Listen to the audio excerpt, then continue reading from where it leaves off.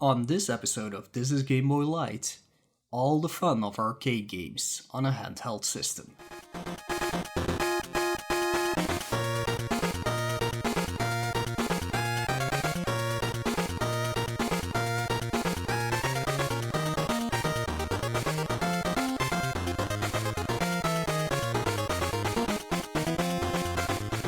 Welcome back everybody to a brand new episode of This is Game Boy Lite, the little in-between episodes between each of our big episodes about one game or one series of games, whatever it is that we're talking about that week, but these are the shorter ones that we do solo, so it's either me or Baltic doing a solo shorter episode just to give one of us a break in between all of these recordings. So today I want to talk about one of my favorite developers or publishers for Game Boy, which is called IREM. A name that sounds familiar to a lot of people probably because they have been around for quite a while. They actually do not really exist anymore. I'll talk a little bit about that in a bit. But yeah, I wanted to go over the games that they actually made for Game Boy because most of them are pretty much some of my favorite Game Boy games of all time. So that's pretty cool. But there's also a bunch of games that they have released that are not very well known outside of Japan because, well, they were not released out of Japan. And most of these are also very hard to play if you do not have any proper knowledge about the Japanese language, which is why most of the time you will never see anybody play them. The same goes for me, actually. Like in the first part of the podcast today, I'll be talking about those games I am familiar with. In the second half, I will be talking about the games I do not really know. I have checked them all out. I know what they are about. I can talk a little bit about them at least, but an in-depth analysis of them will definitely not happen. Same goes actually for the first part. I will just talk briefly about all of these games. Some of them I have mentioned in previous podcasts before.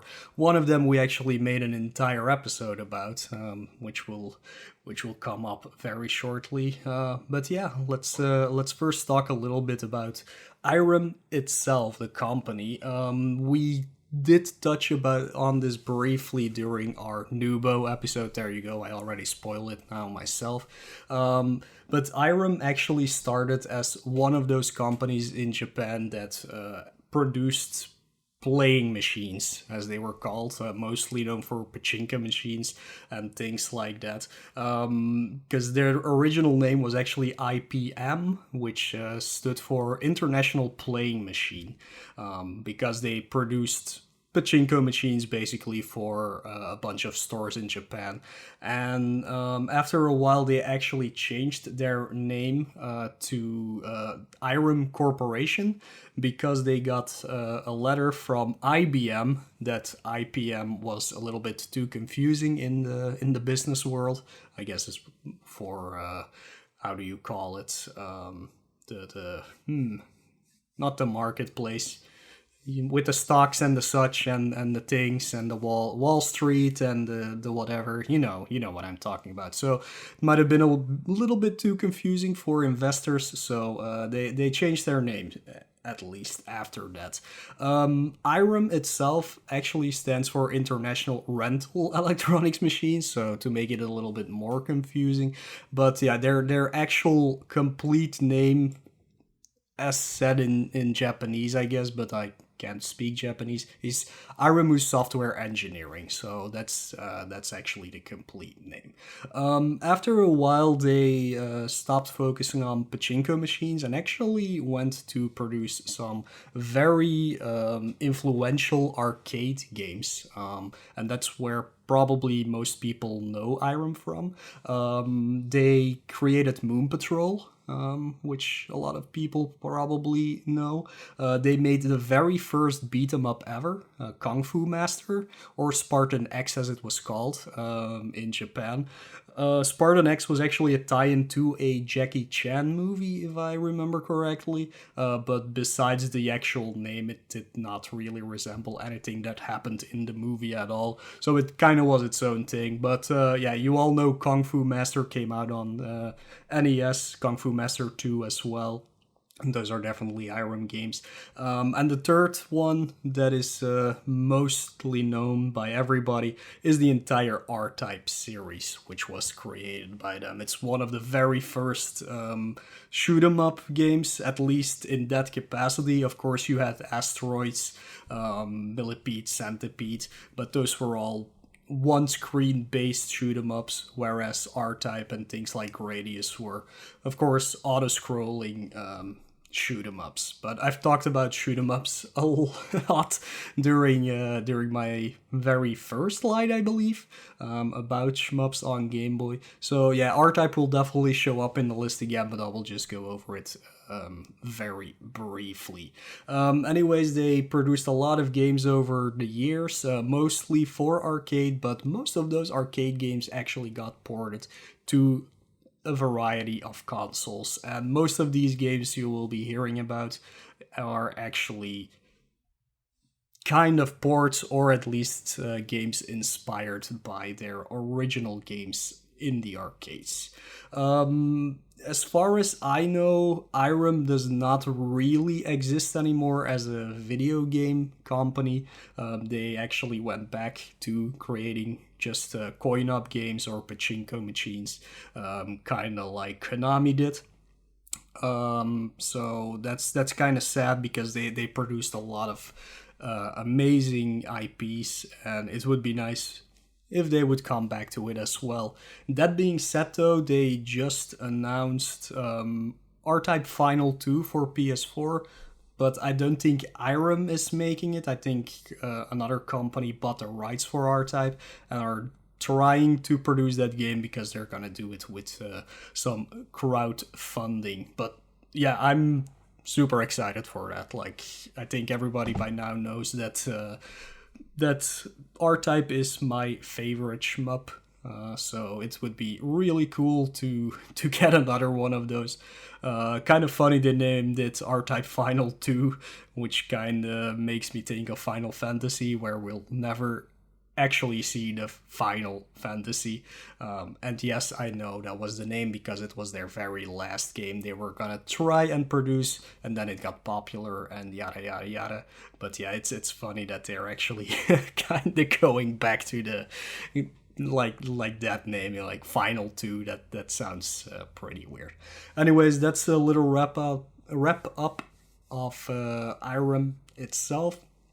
After the break, we'll dive into the very first few games that I actually all have played and actually really know. So yeah, I'll see you again after the break. Be right back.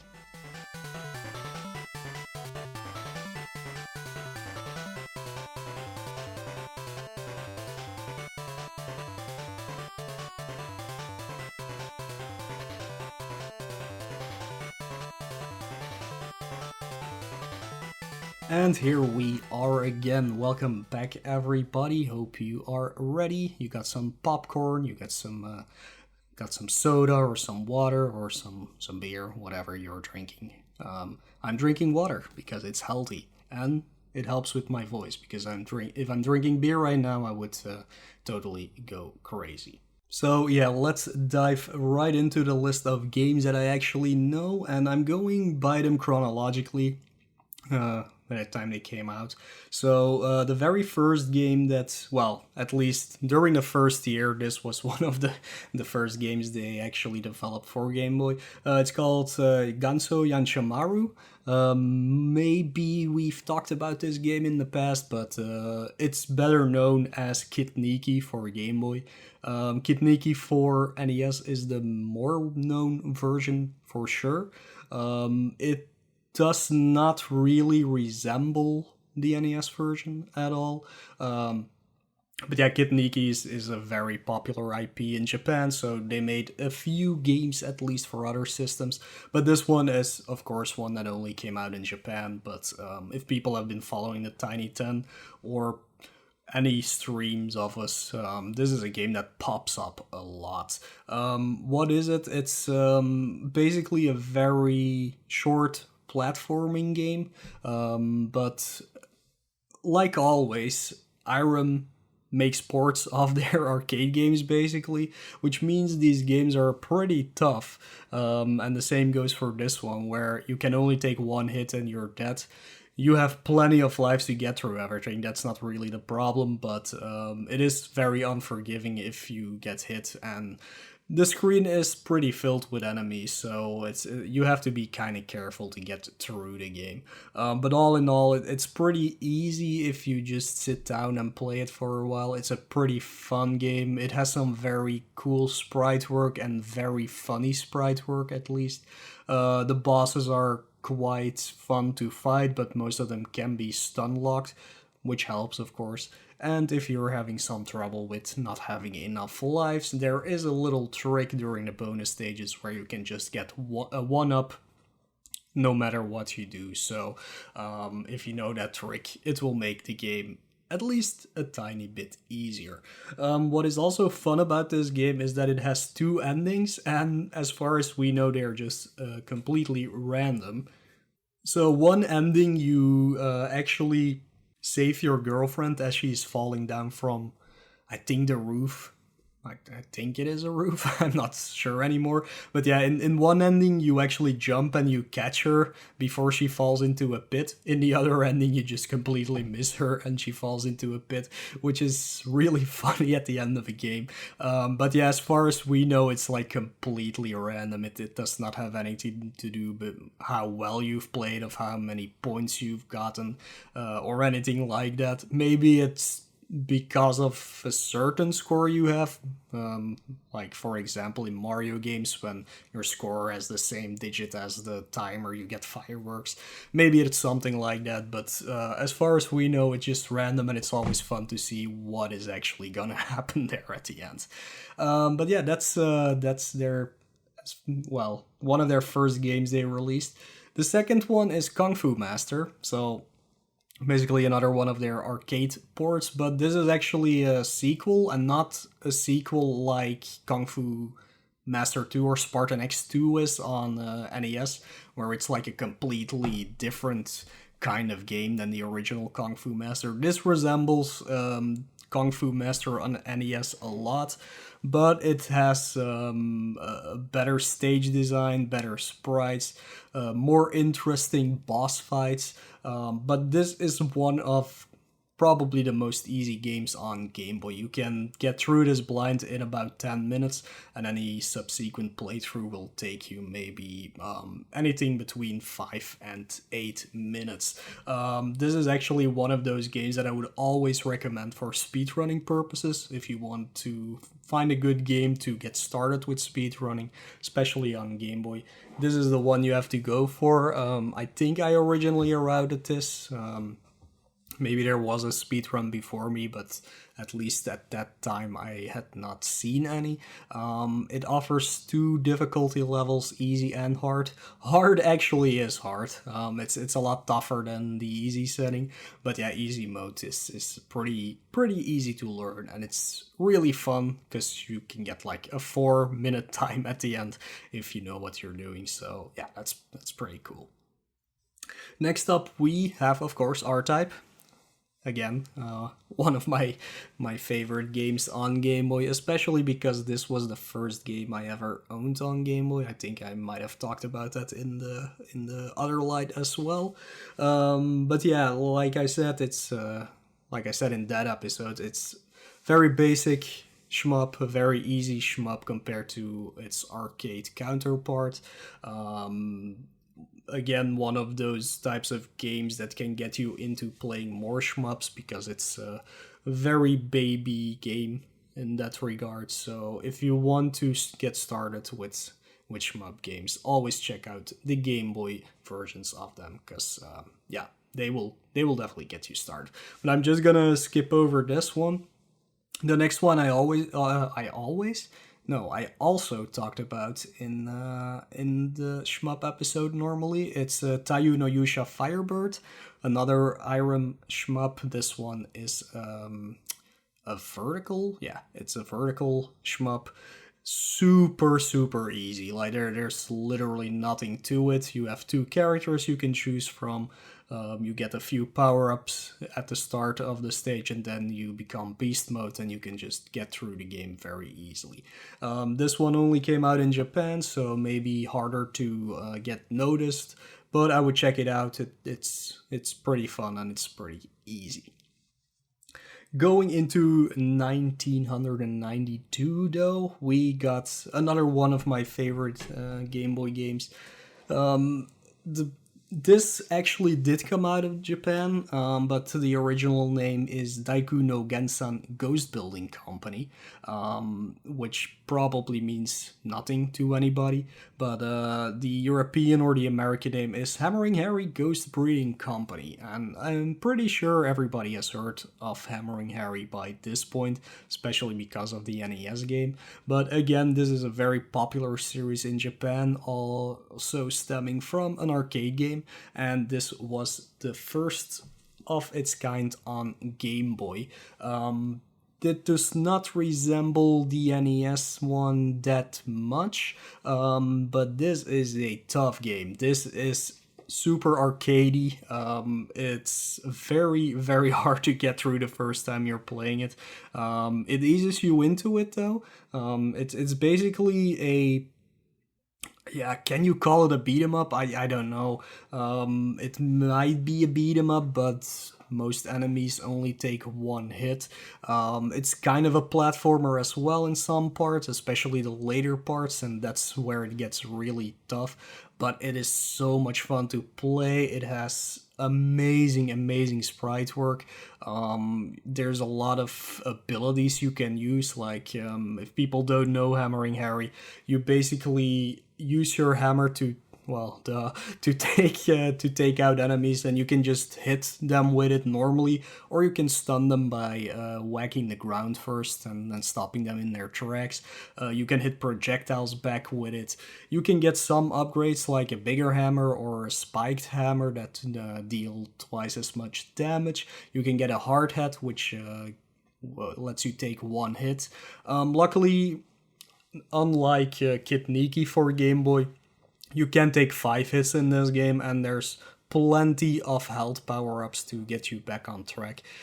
There's also plenty of extra lives you can get, and this game actually offers unlimited continue, so you can just keep on trying until you finally succeed, which from the third stage onward will probably be a good thing, because like I said, it's definitely not easy, but it's so much fun, and it gives you great satisfaction to actually reach the end. Story-wise, this game pretty simple. Your girlfriend gets kidnapped by a ghost, and you just have to go destroy the ghosts, and you find out they are made in some kind of factory. So that's pretty much it. The next game is the odd one out of the bunch, but we dedicated an entire episode on this game, but I mentioned it before, it's Nubo, so I'm not gonna be diving into that one much. You know, it's that cutesy little children's game with a very cool chocolate mascot from Japan. You have to check it out. If you don't want to check it out, at least check out our episode about it to learn everything about it. But I'll refer you to that one to know more about that game. After that, we got R-Type 2. Again, just gonna skip over this one really quick. This is just a sequel to R-Type. A little bit tougher than the first one, but still pretty easy. It has some better sprite work for sure. I think it combines R-Type 1 and R-Type 2 from the arcade, but I think the first one did that as well. Again, I've talked about that in the actual Lite about shmups. I don't have my notes for it right here. But yeah, another great game, another easy one. The best R-Type games are probably Third Lightning and Final, but or the actual arcade games, but definitely check out the Game Boy ones. In 1993, they made another arcade port called Saigo no Nim. Whoa, how do I pronounce this? Saigo no Ninmichi, but you all probably know it by now as Ninja Spirit. Maybe we've talked briefly about this one. I don't remember if it was part of the Tiny 10 episodes we actually did, but this is like a very bare bones arcade port of that game. Maybe check out the TurboGrafx 16 version if you really want to. It super resembles the Game Boy game, but at least it offers some more fun things to look at, because there's not much to look at in the Game Boy game. But another great game for starting to speedrun on Game Boy or in general, because it's such a simple game. You can get through it in 10 minutes blind, and then, well, you can get better from there. The final game that I actually did play is Daiku no Gensan Robot Taikoku no Jabu, or Yabu. Again, my Japanese is not that great, my apologies. But yeah, this is basically Hammering Harry 2. What can you do with Hammering Harry after you have fought ghosts? The only thing you can do is go into space, of course. So yeah, in this one you go into space, and I think you fight ghosts as well, but mainly robots.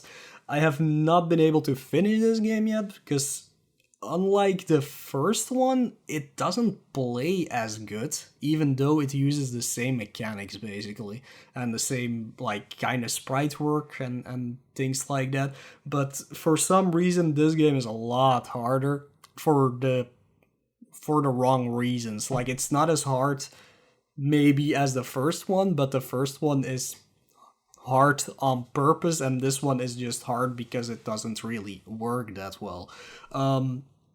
I will be playing this in the future for sure. Maybe we'll actually do an episode on both of these games in the future, where we can talk a little bit more about them, because Hammering Harry is a very interesting series, even besides the Game Boy versions. So maybe we can talk a little bit about all the other games from this IP, because there's a lot of them. Like, this is an extremely popular character, but I think the two Game Boy games, the original Game Boy games, are at least the best of them, or the most playable of them. So yeah, definitely check them out. I'm not sure if you can find it under Hammering Harry 2, but if you just do Gensan, you will probably find it. So that's the games I actually played from IREM. When I get back after this short break, I will be talking about a few other games that they released on Game Boy that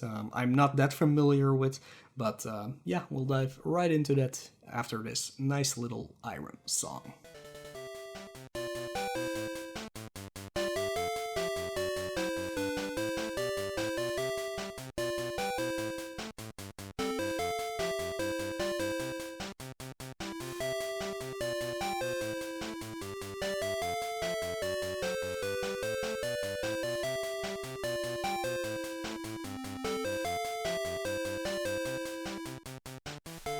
And here we are again with some more IREM games. Alright, diving into the ones I'm not that familiar with. The first one we have is called Racing Damachi, which roughly translates into Racing Spirit.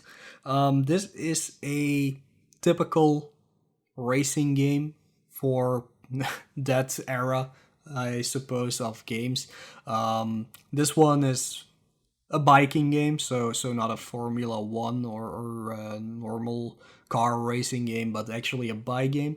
I've played it a little bit because it is not necessary to know Japanese for this, but it's a pretty tough one for sure, and I'm not very good at racing games to begin with. But it offers 16 tracks, if I believe. I haven't been able to even get through the first one. You have the choice of 4 different bikes that you choose at the start of the game.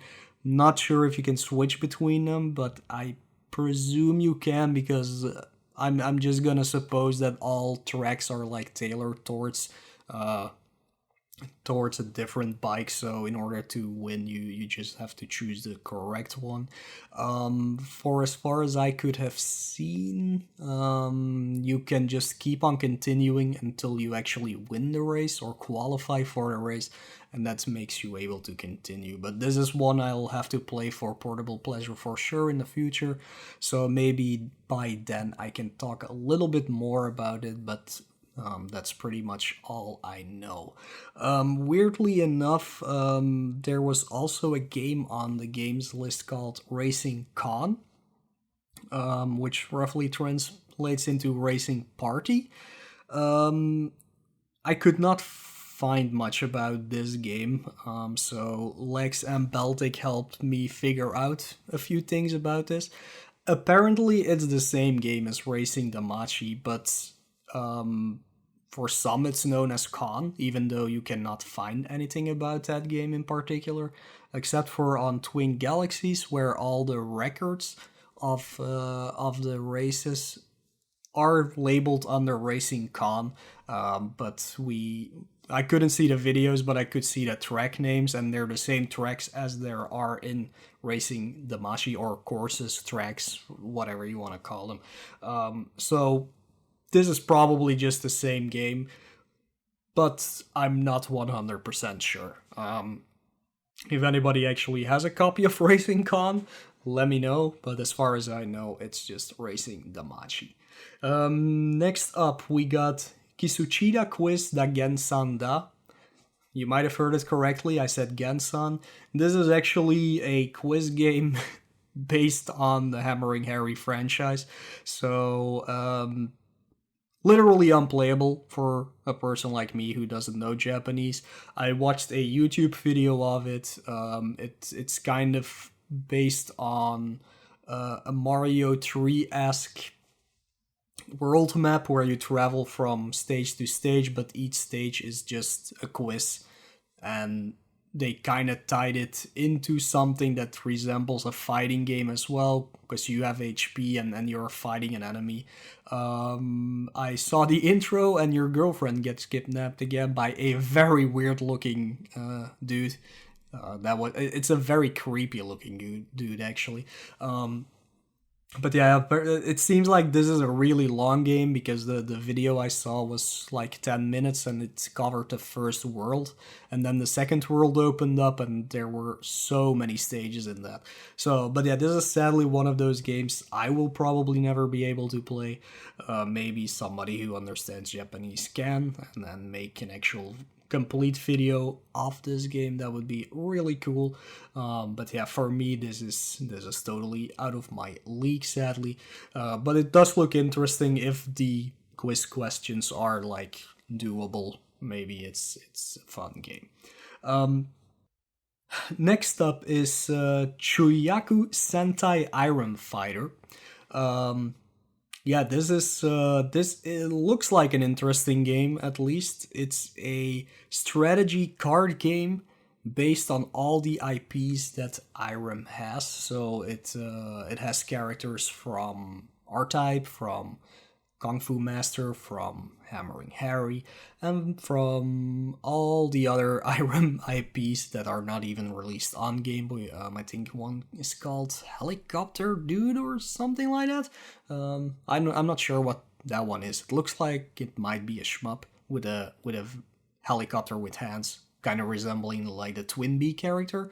But yeah, it offers all those kinds of characters in it, and it's a card-based game, so you have to use the correct cards in order to defeat your opponents. But again, this is completely in Japanese, and I have no idea what's happening, so I cannot play it. So again, maybe a person who knows Japanese can actually make some sense out of this game, because it does look interesting. I did see one review about it on the internet that said that it's very bare bones, which I assume means it's very easy, so there's not really that much strategy involved at all. But yeah, not being able to read the characters is not really helping me at all. So sadly, cannot play this game either. The last game on the list is another beloved IREM series that got a Game Boy release called Undercover Cops. Sadly, it does not resemble the actual arcade game. This is a... Well, I played it, and it looks playable, for sure, even though it has a lot of Japanese dialogue in it. It is basically a board game where you roll the dice by playing a slot machine that chooses for you how many steps you can take.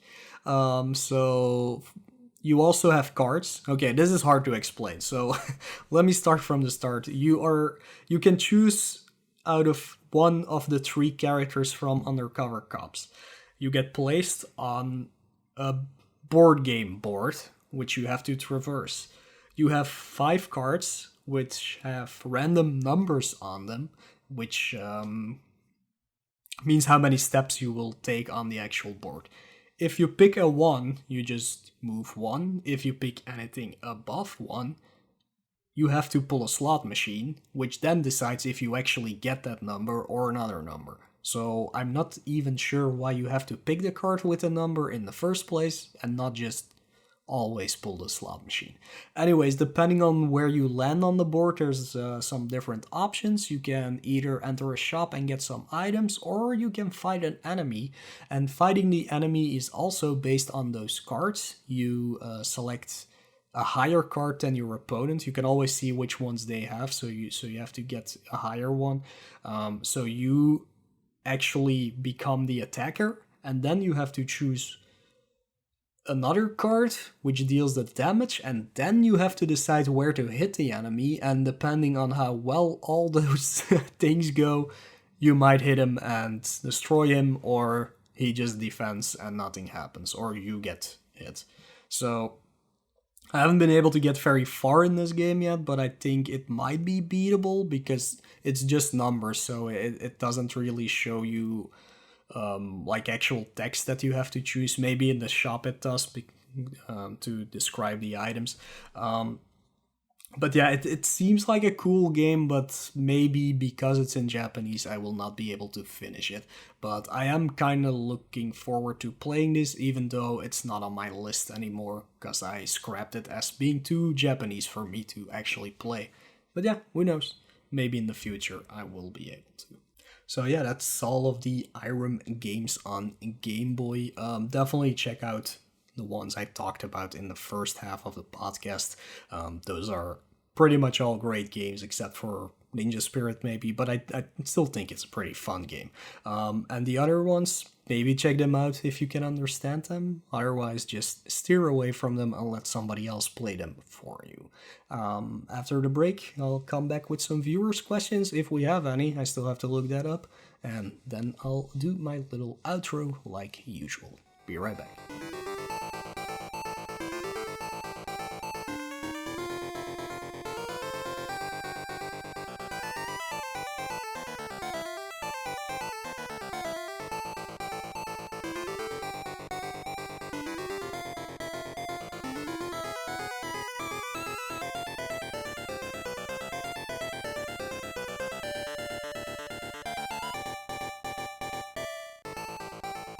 And we are back. Let's dive into those viewer questions. Why do we call them viewer questions? It's listeners' questions. We are so dumb when we make notes. But yeah, anyways, let's go into the listener questions. First question comes from Granon Hero. If you didn't already plan a top 5 must-play IREM games on Game Boy. Hammering Harry, R-Type, Kid Niki, Nubo, and what's the 5th one? I would say Kung Fu Master. So those 5 for sure. I think those are the 5 must plays. The other ones, you can check them out if you want to. So yeah, that's that question answered. That was a quick one. Then Belty Gaming asked, why is Hammering Harry the best IREM game? Well, because it really is, and that's also why I picked it as the first one in the top 5 must-play IREM games. Toucan Sam comes in with the reverse question, why is Hammering Harry the worst IREM game? Well, it is not. That's just because you are bad at playing it, and you should become better at it. So, there we go. Dad Infinitum asks, can we get a list of IREM Game Boy games? Well, that was this entire podcast, so you're welcome. So, yeah, I think, let me see here. Yeah, that's pretty much it. Yeah, there we go. So those were all the questions answered. Great questions, more than usual, so that's always cool. Anyways, with that, I'ma take my leave. You might notice that my voice is getting weirder and weirder. I think I might have cut something. That is destroying my voice. I've lost my voice 2 times already today, so I'm gonna wrap this up before it happens a 3rd time. Anyways, where can you find us? Like always, your best bet is to go to the gbrunners.com/TIGB website, where you can find links to all of our social medias. You can find a link to our Discord, where you can come in and ask your own questions for future episodes. You can also find our link to the SoundCloud, where you can listen to new episodes, but you're probably already listening to these anyways through SoundCloud, so unless you're on iTunes, and then you can probably find all of our other episodes as well. So I'm not making any sense right now. That's pretty much what I'm trying to say here. So yeah, hope you enjoyed this. This is a little shorter than usual, maybe even, but I try to keep it as short as possible. We will be back next time with, I don't remember which game. That's cool. So yeah, look forward to that game that I don't I think it's Night Quest. Yeah, it's Night Quest for sure. So that will be the next episode, where you will be hearing me and belting. But see, I'm done. I'm gonna leave. I'm not gonna say anything anymore. Oh man. No, you will see us. See, I'm done. My brain is mush. What is happening? This is the worst outro ever. Oh my god. I am very sorry for this, everybody. Next time you will actually hear a good podcast episode about Night Quest, because then Baltic is here, and then we can just cut out all the stupid things I'm saying and just replace them with actual good content that my co-host is saying. So yeah, thanks for listening. See you later.